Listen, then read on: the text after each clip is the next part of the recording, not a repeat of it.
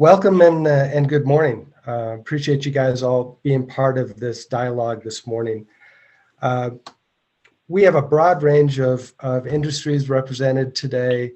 We have a number of different geographies around the country, plus people with partnerships with nearshore and offshore BPOs. We have both in-house and facilities-based operations, as well as obviously everybody has some sort of blended or fully work-at-home environment. It's going to be a good conversation today. We have a lot of different perspectives, and we do want to remind everybody that this is very interactive. So we want your contribution. We want you to add your perspective to the conversation. We appreciate that. I'll be your host along with David Haddavis and Michelle Porterfield.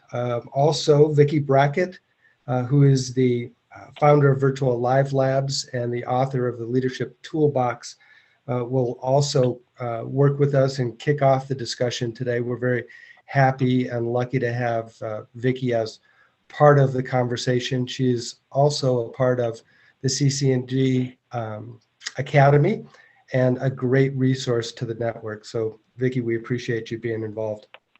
Oh, thanks so much, Lon, for having me. No problem. Let me go through a few housekeeping rules before we get started. Obviously, we have scheduled for an hour for the program. We may use all of it, but I promise we will not go past an hour. So if you've budgeted an hour for participating today, you can be sure that we will end and you can get on to your next commitment without cutting this one short. This, like I said, is an interactive session. Please keep your mics muted until you speak. We do want to have your voice in the conversation, but we do need the mic muted up until that point. We also hope that you'll keep your video up if you can. Having video and being able to put a face with a name is a great way to make sure that everybody has an opportunity to make the connections and take these conversations offline afterwards if you need to. Speaking of which, we are going to continue this discussion in the Slack channel, the CCNG member Slack channel. So we'll have an opportunity to expand on the conversation, add materials, connect people, and continue the conversation. If you haven't signed up for the Slack channel yet, make sure that you do so, and we'll send you the appropriate information after this event. We are going to record this event like we do with all of our virtual events, and an edited version of it will be posted so that you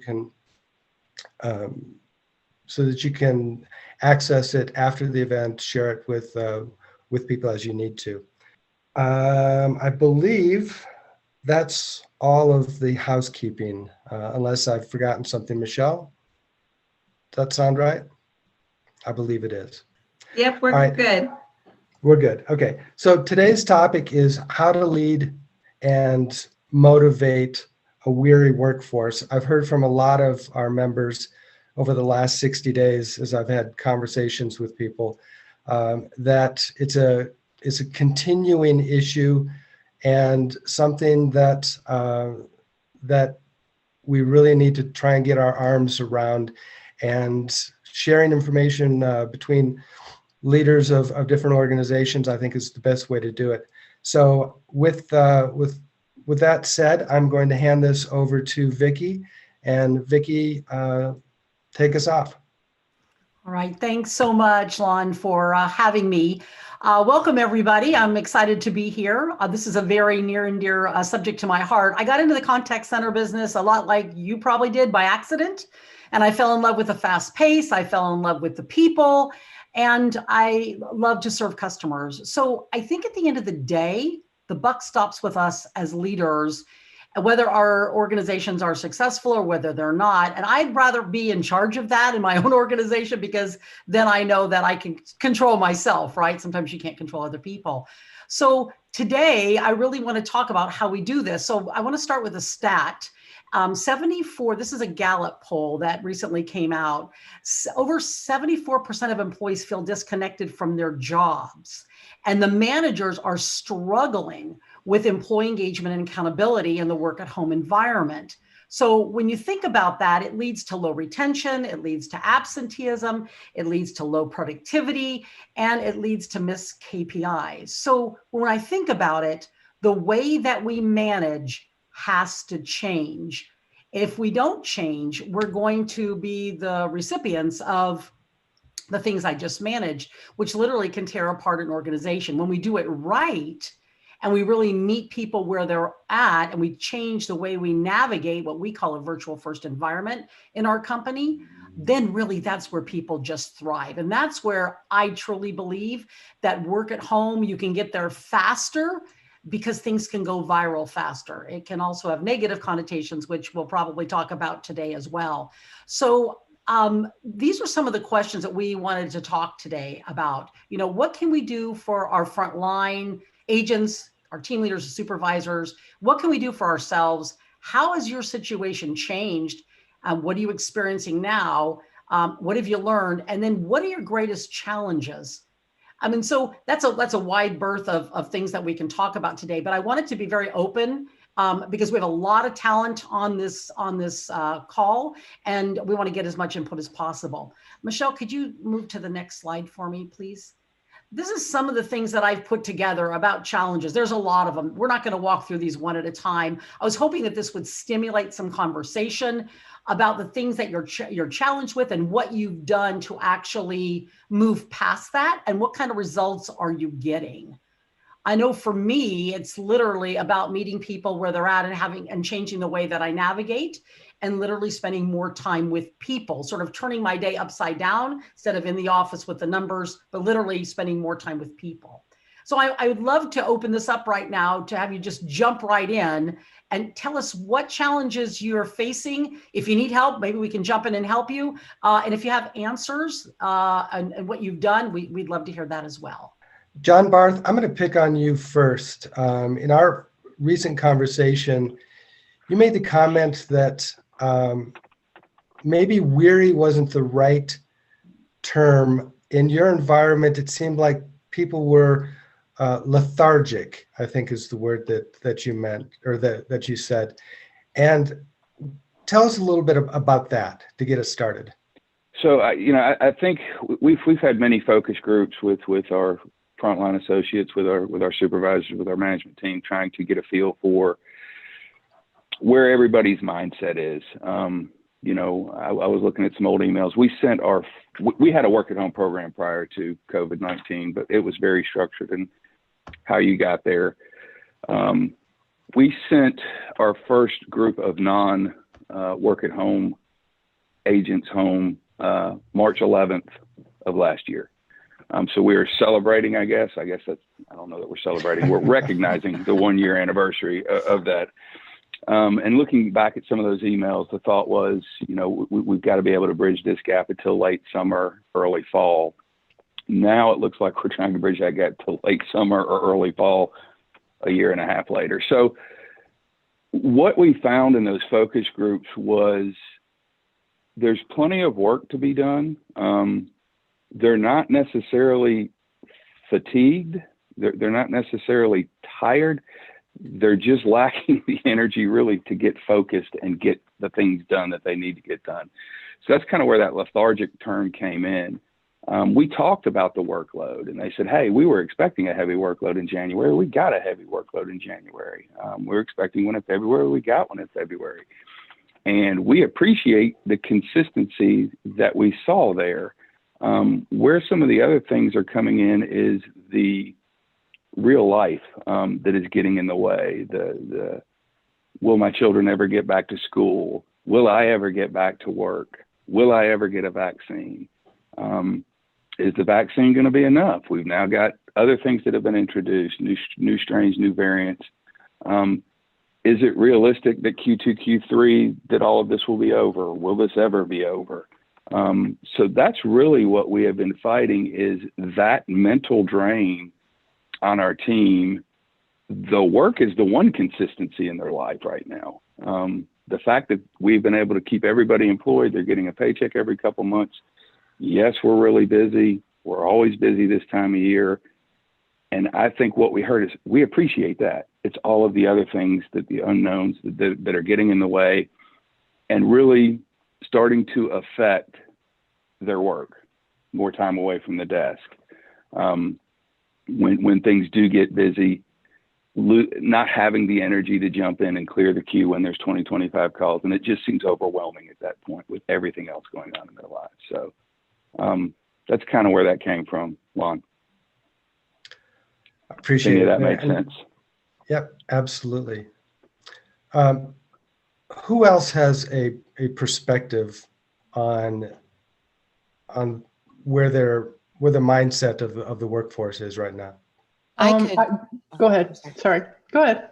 I was just, as you were talking, the thing that popped into my mind, and because I'm dealing with it like in real time right now, is that what I'm battling is their perception is that they are doing a lot, but the data shows that they're only working fewer hours than they've committed to, and their productivity is less. But in their mind, because they are stretched and they have those obstacles that they're trying to navigate around, their perception is different than reality. And so their effectiveness and their they think they're committed, but there's a difference between reality and their perception. And so I think that difference is what we've been battling. How do we address it empathetically? Right. So what kind of communication have you put in place to help them understand the disconnect? We do one-on-one, so we just have a staff meeting like once a month, and we certainly talk about how things are going, and those are usually done with a very positive bent. We can bring up, things that might be challenges, but for the most part, they're not universal. They're more singular, and so we don't want to make it a blanket statement like everybody is. Well, who the heck is everybody? So we have those conversations one-on-one, but we also have the data behind us that we can show them. Like when they say, I'm working 20 hours a week, and I'm like, well, actually, it's more like 12. But production would be much better if they actually did work 20. They wouldn't be where they are right now. So it's been those one-on-ones. I don't know I'd be happy to find, a better way to communicate them, but we didn't want to do a blanket everybody. Right. Ryan, let me ask you, what's the environment like at Selective? What are you seeing? I think John Barth called it out really well, that it's a fatigue issue. There's some focus there. It's a mental drain for a lot of employees. And, we've been doing this for 52 weeks. And there's a work-life balance component here that I don't think employers have had to deal with as severely. And I use severely as you needed to be cognizant that is going on. We work in a contact center arena, and there's a lot of single parents in this environment, and demographically, and you need to be cognizant of that. I think this is an unprecedented event that's transpired the last 12 months. I want to say this is the biggest event since 9/11 for contact centers in terms of the balances that are going on out there. My viewpoint may be a little different in that I view our work environment as the safe place for our employees. Is that when you come to work here, you will have leadership that is calm, cool, collective. We will be consistent. We will be your rock of Gibraltar in this time of adversity. And because of that, of creating that stable environment while all things around us are pretty crazy. And some of you may not know this, but I have a contact center in the New York area. So Things got a little crazy there, beginning of this, and you had family members with some pretty heavy stuff going on outside of work. And that's how we kept everybody. We less than 5% attrition in our full-time ranks. Is that, you know, we're steady as we came throughout this crisis, and we were always there for our employees. We did well with the balance, but we didn't suddenly push the panic button in this process, and that our leadership was consistent. The frontline leadership team was there and available. And we sort of created a culture that, hey, we're the easy button in your life. You come to work here, you get away from all the madness on TV with what's going on in the political environment, what's going on in the pandemic, what's going on. Your kids are at school sitting right next to you. This should be the easy part of your day. And I guess that's the success story that I would share, or the practices that we didn't do anything crazy. We were just humans for our employees. Ryan, did you spend more time, or your leaders spend more time just talking with your folks, sort of unproductive time, to get that culture change, to get that feeling on your front lines? Yeah, I think it started day one, just like John talked about, like, hey, this is hard to believe. It's been a year today that we've all been doing this, and we got everybody at home as fast as we could. And we just gave everybody, said, don't worry about your pets, don't worry about the kids, don't worry about your families. We know that's all going to be the craziness around you. And so we communicated, hey, just come to work and we'll be happy. And we'll be happy with whatever we can get from you every day, because we know that was really hard. From a communication standpoint, we didn't change our huddles. We didn't change our meeting cadence, except that we were by Zoom calls just like this. But we made sure that employees were still available face-to-face. We made a stink, and I hate to say it, of being available by video, so you have that connectivity. And our philosophy was, we don't care if you show up here in PJs, we don't care if you show up in a hooded sweatshirt, you don't have to look professional, wear a ball cap, just show up. And I think, for us culturally, that was just so empowering for our employees that they were just happy to have us as that support structure for them. Hi, this is Karen. Sorry, I'm not on video. I'm having issues. But I would agree with what Ryan said. We did a lot of the same thing. We had our staff working from home at least one day a month before this, just to make sure that they were ready if we had some type of an issue. So they were used to that.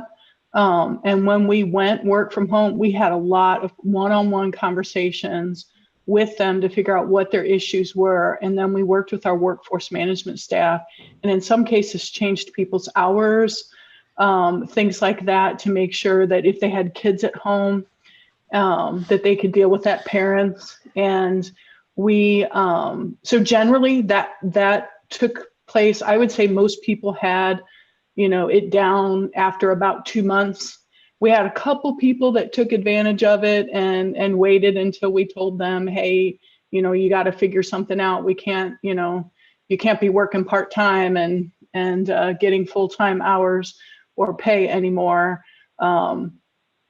But most of them did that. We instituted, so we did a lot of video calls, same thing.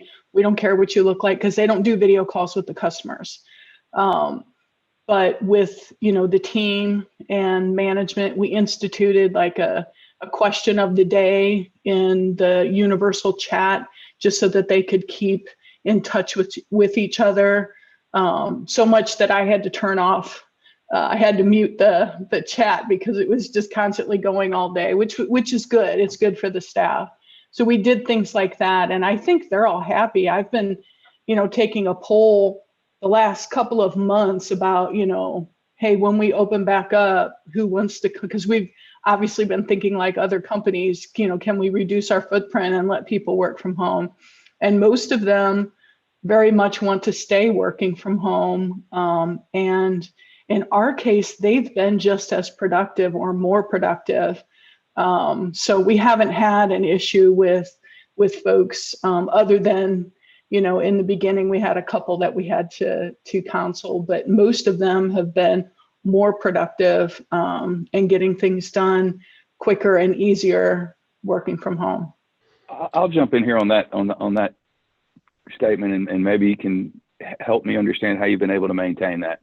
Because when we first went home, we saw productivity jump. The appreciation level from our associates was sky high. We were getting extra effort, and really just could see everybody pulling together and headed in the right, the same direction. The longer we stayed in that environment, and we have one-on-ones, we have coaching and mentoring sessions, the communication, I don't think is the issue. Again, we haven't changed any of our cadence, but the longer we've been in the environment, the more we kind of see, and I'm sorry, is it Kathy who said that they saw some issues between reality and perception? Well, I missed your name. Karen. So I think we've seen some of that too, and we've seen productivity kind of not dip off to levels that necessarily causes great alarm, but definitely seeing a decline in productivity the longer we stay in this environment. So I guess my question would be, how have you been able to do you know how you've been able to maintain that, and what can you share? Sure. I would just say that, we obviously have an agent scorecard that we use every week. I'm assuming you all do too. And that our assistant managers, the data comes straight, from our back data, but they meet with their staff, weekly, visually, and go over that scorecard. And if they see a dip, they ask about it and, nip it right there, about, hey, what's happening? I saw that you took less calls or answered fewer emails last week. What's the difference? They're listening to their phone calls weekly and scoring at least one or two a week. So if they see a difference there, they're asking about it. So I guess I don't really know, other than, I guess the staff feel like they're still being looked at the same, and the expectations are the same. Maybe we're just lucky. I'm not sure. Yeah, so this is JR. I'd love to share my perspective as well. So last year was actually our best year in performance in the history of the company. And we're even better this year, which is kind of mind-boggling, but also incredibly awesome. And if I step back and look at why, it's not just the pandemic. There's been everything you've had to deal with, the social strife and unrest and all these different things going on in our world that our employees have to deal with. And not just my organization, but I think my company holistically did an amazing job dealing with that and getting out in front of and taking a stand on where does Bullhorn stand? What do we stand against racism, and I could go through the spiel, but making a very vocal stand, and then being very visible and vocal in front of our employees, from our CEO doing quarterly town halls, my support executive team, we do quarterly town halls where it's just open forum where we engage with our employees. I do weekly videos that I send out, which is something new that we changed when we went to totally work from home. And I thought it was going to get old where there's, I'm saying kind of the same stuff every week, but the employees love it. So I do a weekly video every week, gives kind of a status of the business. Here's how we're performing, kind of trends, what's the main focus. And I go through commendations every week. I'll highlight 6, 7, 8, 9, 10 employees get called out every single week, and they love it. So there's what I would say is that there are two things. It's employee engagement and it's performance management. The performance management's not really any different than pre-pandemic. We have, as I think Karen mentioned, we have an employee scorecard. Everybody can go in and look at their performance every day, and they do. And they're bonused off of their performance. And we observe them on the job. We identify the things that they're doing well, basic behavior-based coaching stuff. Praise them and reinforce the positive skills, focus on developing the deficient behaviors. And we build development plans. We run those for a month, developing skills, and they're like building blocks, and we move month over month. But the biggest thing for us has been employee engagement. It's our CEO getting out in front of us. It's my leadership team getting out in front of it. And it's not just these big messages. It's one-on-one conversations. It's skip levels. It's asking people really difficult and uncomfortable questions. It's when we had the social issues in the US, contacting our employees one-on-one that worked from Atlanta or Chicago, where we had some hotbeds and some issues, and asking them personally, how are you doing? and being willing to talk about things. And as my wife has been teaching me for 20 plus years, not necessarily having to have the answer, but sometimes just listening and showing that you care about your employees and creating an environment where they can come together, where they didn't have to separate what was going on, because frankly, their work is their home is their work now. So they're not really separating that and allowing that to be okay. Creating forums in Slack where we have like a parent Slack channel where people will just come post like what they used to be able to do in the office. Now they have, you know, an electronic form where they can come and share pictures of their kids and they can talk about things that have nothing to do with work. We've empowered employees to create fun Fridays, not driven by me, not driven by my VPs or my directors, but we have a couple employees that every week will, hey, let's create a Spotify list. Let's build a tent in our office, and which I participate in. So build a tent and we all get on webcams and take pictures, and employees love it. And it's just quirky, fun things. Today is, or tomorrow rather, is going to be a 90s dress up day, and they're going to do 90s themed questions and just have fun. And rather than us try to box them in that you have to stay focused on knocking out tickets, we allow them that flexibility and freedom, and it actually increases productivity. So they get to play a little bit, they get to laugh a little bit, they get to cry a little bit if they need to. They have the support network, but then they are like totally sold out to doing everything they can to make sure that we thrive. It's really awesome. Bravo. You totally That's good. re-engineered the way that you lead in a virtual environment. That's the deal. It's getting employees involved, thinking outside the box, smashing the box, and literally having the employees drive those. So kudos. I mean, that's fantastic. You're just motivational just listening to you, and your employees probably love it.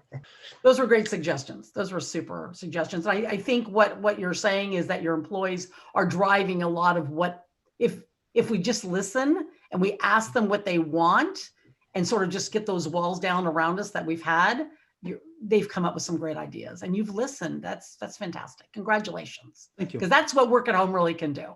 Thanks for sharing, Jay. Candy, we've heard from everybody but you. What would you like to share? Okay, first of all, it will help if everybody understands that I'm with the Texas Workforce Commission, and we manage the unemployment insurance claims for the state of Texas.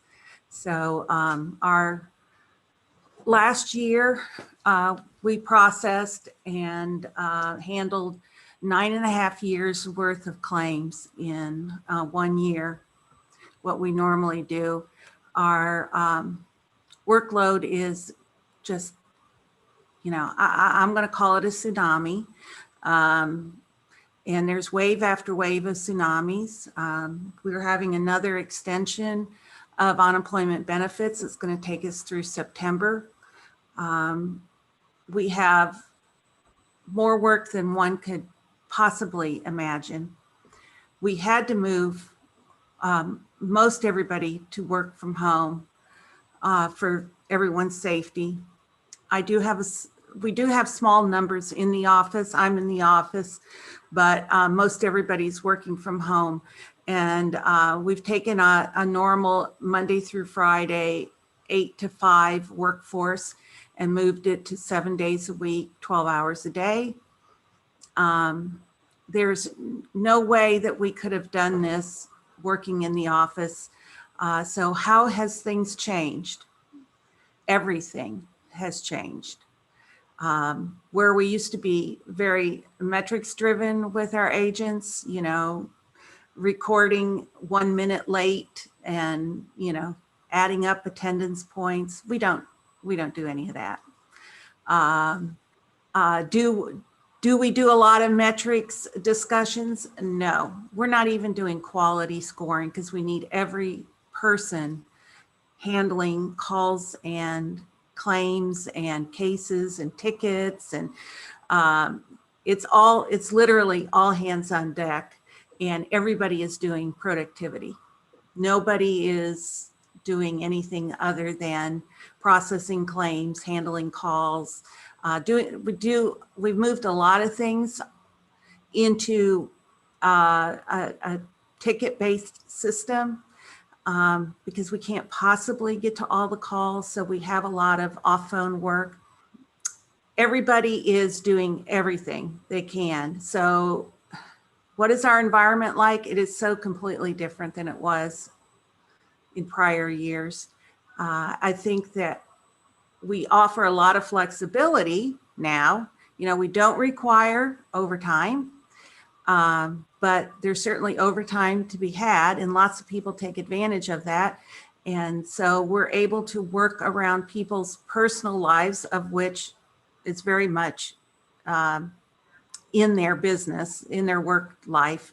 And they have children working side by side, like somebody said, doing their schoolwork. You know, kindergartners trying to learn how to do online learning is impossible, but that's what they're faced with.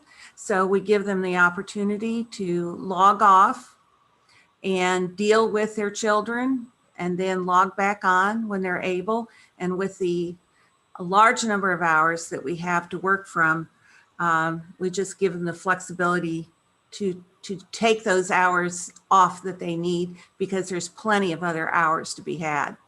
And when you're working from home, very easy to do.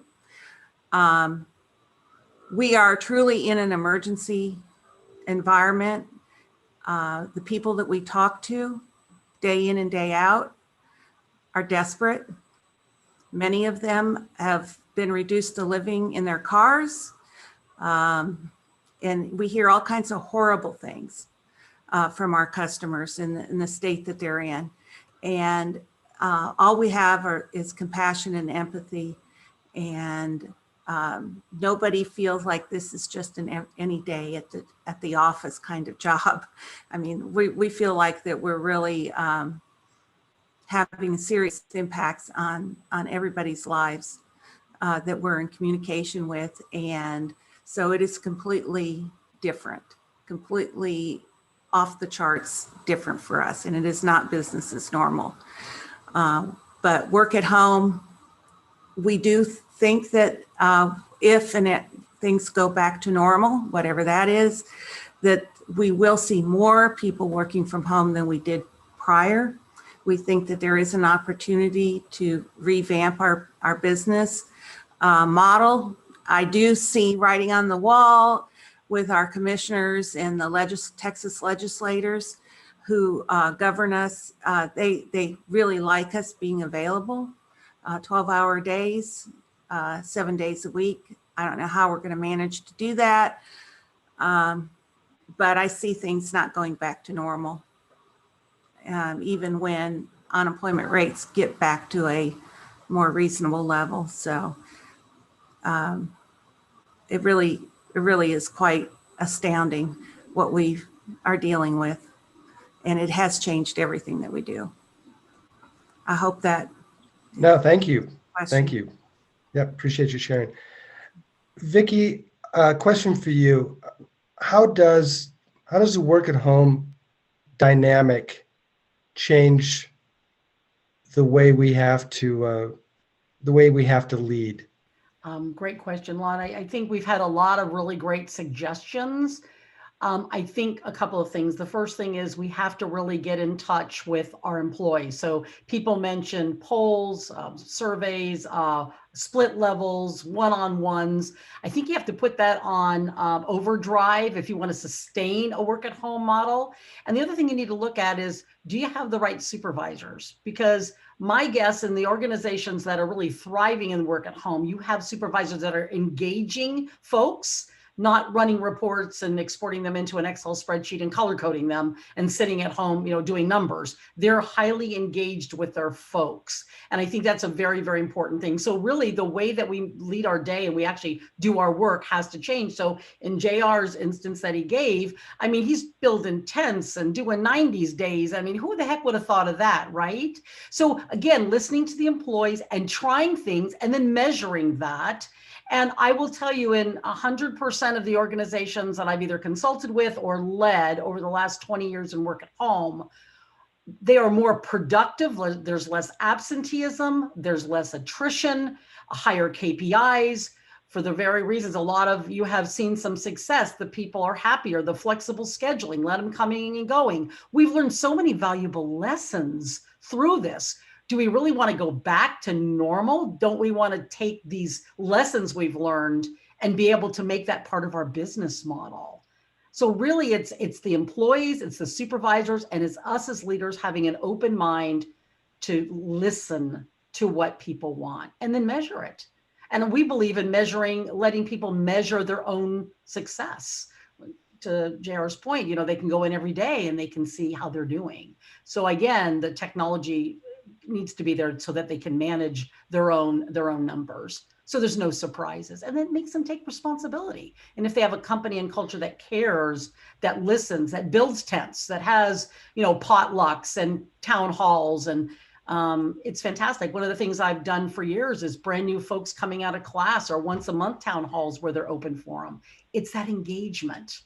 Then people feel you care, and then they're willing to go the extra mile. And that's when you see the stats really. I've read a number of articles recently that talk to the perspective that we shouldn't just be looking to tread water now, but communicating with our teams to say, look, this is really an opportunity to leap forward, to learn from this environment, from this situation. And if we can get people on board with the concept that it is an opportunity to leap forward as opposed to just treading water and we'll get through this, that ultimately we're going to see some performance increases. We're going to see some improvements in the environment. We're going to have an opportunity to get more people more engaged. Are any of you guys seeing that? It's pretty quiet. I think that's what we're focused on now, Lon, is everybody says, are we going to get back? When are we going to get back to normal? The question we've started asking ourselves is, when are we going to get back to better? We don't want to go back to normal. We want to get back to better than we were prior to going home. We had a work at home program, and we're talking about how we're going to change that to make it a little more accessible. So we're starting to have those conversations now. We've been having them. I shouldn't say starting to have those conversations now. And our environment, we're extremely conservative. This is business casual for us, just no tie. So this is brand new to all of us coming into the office, and being a little more casual, a little more less structured, while still maintaining the corporate culture of who we are. So we have started saying, okay, what have we learned through this process? What can we incorporate from our frontline associates to our supervisors to our managers? Flexibility is the one thing that we continue to hear. Nobody wants to come back to the office 5 days a week. Imagine that. That's shocking. I'm just kidding. But we've got this big, huge, beautiful campus here. What do we do? How are we going to deal with that if we do decide to embrace some of that? Flexibility in the call center for us, I heard a lot of people talking about flexibility and changing of shifts. We struggled with that. A lot of the other areas in the organization, claims, enrollment services, health management, offer a ton more flexibility than we're able to. Our hose comes on at 7 o'clock in the morning and we shut it off at 8 o'clock at night. We can't really work before then, and we can't really work after then because we just don't have the work. So some of the other areas that have been able to increase their flexibility, now we've been able to do some things, but not near to what they've been. Hey, if you want to log in at 2 o'clock in the morning and work till 6 in the morning, that's fine with us. In some other areas, as long as those work products are getting done. But that's kind of where we are. I know that was a long answer. We want to get back to something better than we were before, and that's kind of where our focus is right now. And it's really, a lot of it is around flexibility for all levels of associates. Hey, John, I'm going to jump in here. I know in years past, you guys had done some pretty incredible and creative things celebrating your agents. And then I think you've gone, if I'm remembering right here, you kind of shifted to away from that a little bit. Is that, given the last year, has it shed a new light on the importance of the people and how to celebrate them and support them? I don't want to say that we shifted away from celebrating our associates. We just found new ways to do it. In years past, many years ago, we had a customer service week celebration that culminated in a very extravagant celebration, offsite, after hours, lots of money handed out, lots of awards. And our year really built up to that. Now what we've decided, the approach we've decided to take is take the wins as we see them and celebrate them as we encounter them. So I don't want to let people think that we've gotten away from celebrating our customer service reps. It's just we've gone about it a little bit differently. That customer service week event is still the talk of meetings from time to time. Will we ever get back to that? I mean, Golden Globe type, news cameras, red carpet, tiaras, you name it, you could see it there. Will we ever get back to that? I don't know. Do we continue to have conversations as to, did that pay bigger dividends building up through the year to one huge night of celebration? Or do we take our wins as we go and celebrate them in smaller, more digestible, immediate reinforcement? I'll just add to that, the thing that impressed me so much when I first heard what you guys were doing years back was the leaders serving the agents. The leaders were there to, and that sends a very, very loud message culturally. So I appreciate you. Yeah, no, that was a big part of it. And we still do that. I still get teased quite a bit about dressing up as Batman that one year. And there's still pictures, which I wish there weren't. But it's all in what you do. Something as small as that was extremely reinforcing, and they still talk about those type of things that would occur at that event. Do you remember when? Was that before or after Todd did this? Was this before or after? So, I think there was a lot of value in that. It just depends on which side of the conversation you're on there. JR, you're unmuted.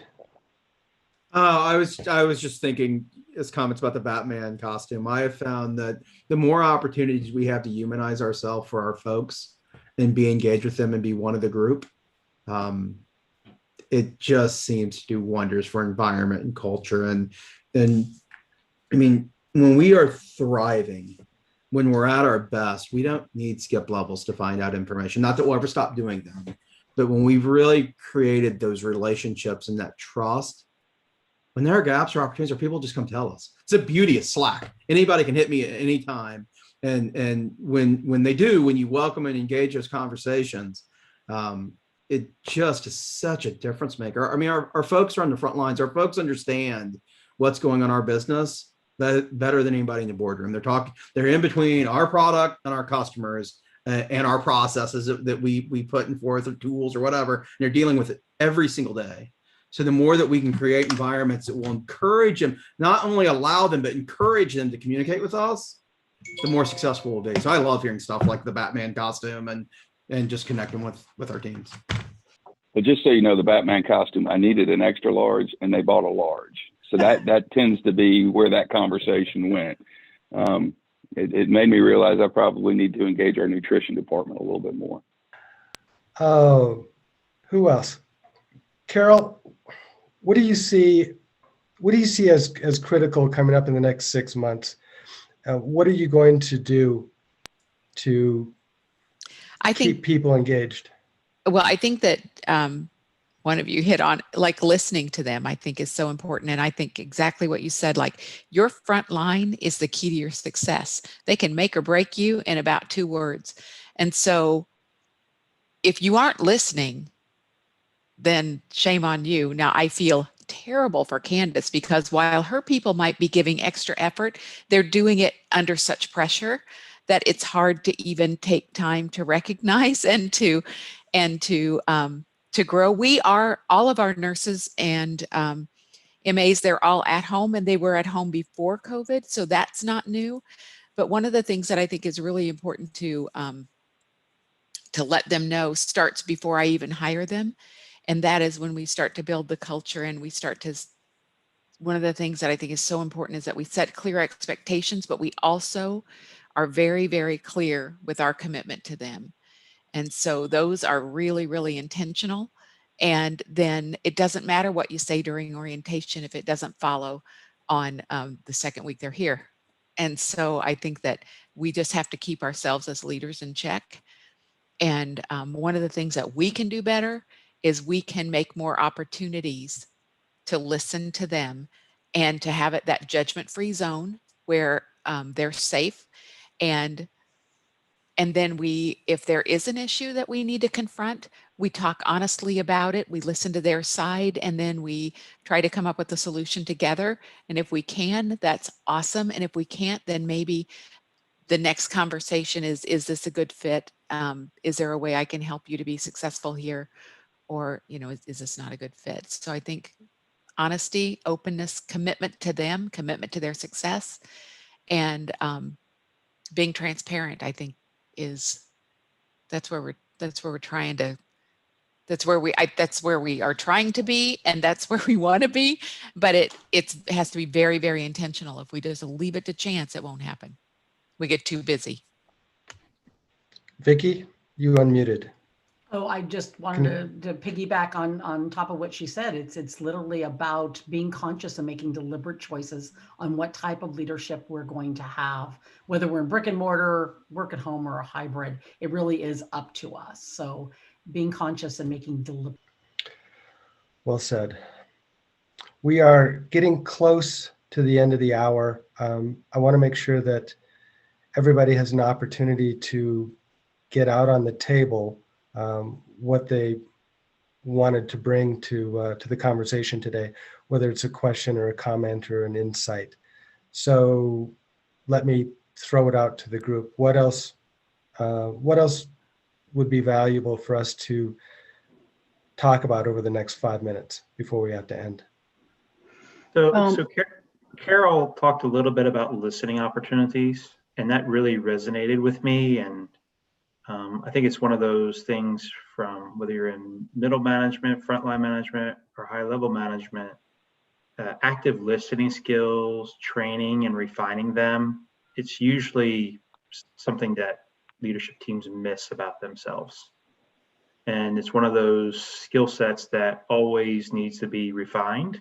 And you always have to have sort of the gut check, whether it be the skip levels, the feedback that you get, like how available are you in that moment when you're just listening, or are you taking notes, or you have something else going on, or you're doing email during the call, and just being emotionally, personally available in those conversations to create connectivity. I just think it's a skill set that could have been lost the last 12 months.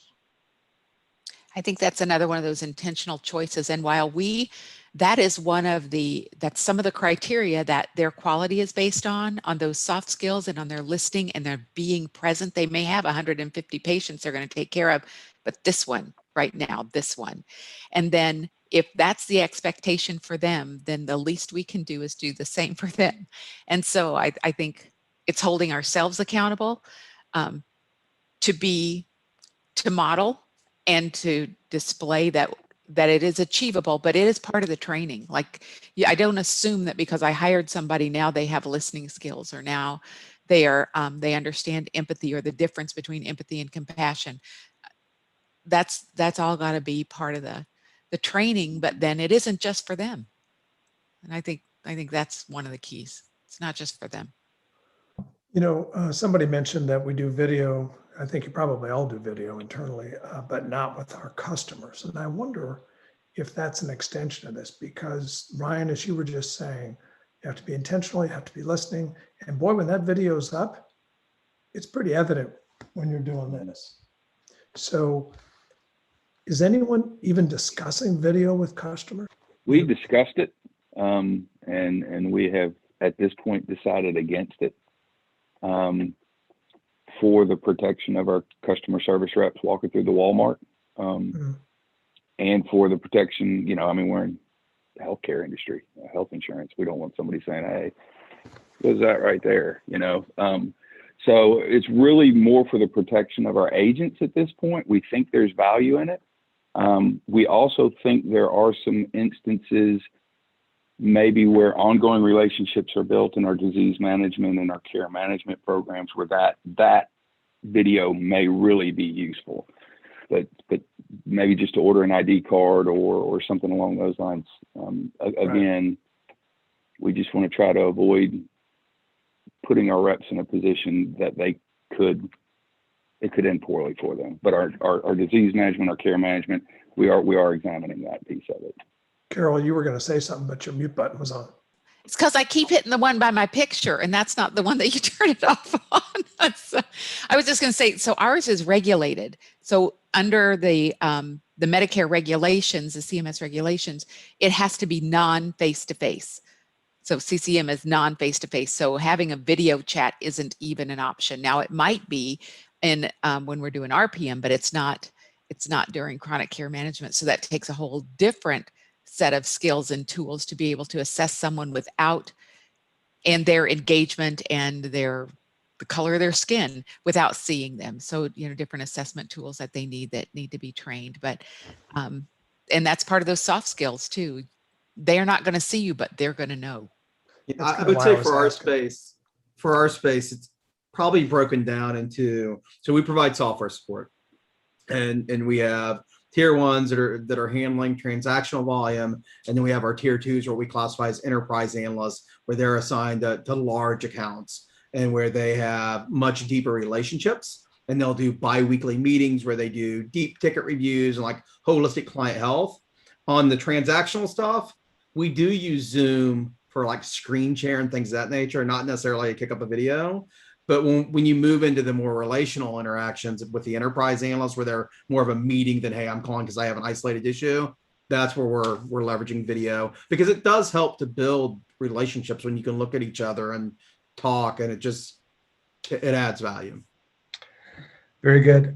All right. I promised that we would end right at the hour, and we are on that timeline right now. So I'm going to go ahead and start wrapping this up. Thank you guys for participating in this discussion.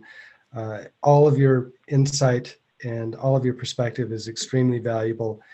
We will be continuing this conversation, have an opportunity to expand this conversation in our Slack channel. So you'll get the information about how to participate in that if you're not already in Slack. And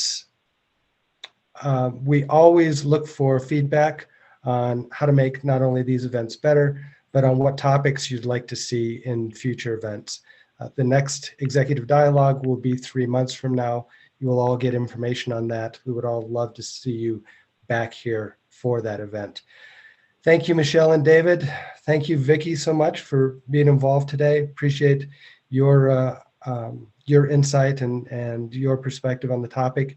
And thank everybody else for joining us.